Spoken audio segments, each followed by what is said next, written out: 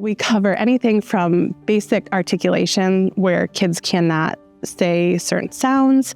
We cover augmentative and alternative communication when kids need to use a different modality. We cover language and literacy, making sure that our teachers are able to help our kids access all kinds of literacy.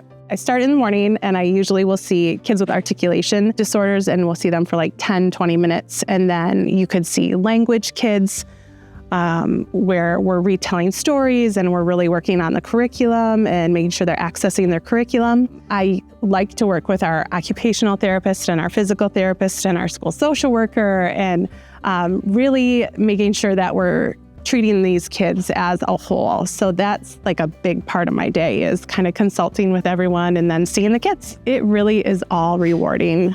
I think there's not very many things that are more personal than your ability to communicate. And I think helping students and parents through that and getting kids to have their voices, whether that is physically their voice or an AAC device or sign language, anything.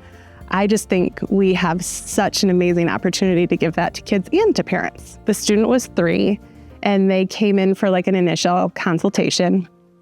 And I remember the little girl running around, and mom was very stressed. You could tell that this was high anxiety for her. She didn't know what I was going to tell her, what the label was going to be. We were kind of in that evaluation process. And I put the little girl, we have a therapy swing, and I was swinging her and just talking to her. And I remember looking at mom and just saying, "This is all going to be fine.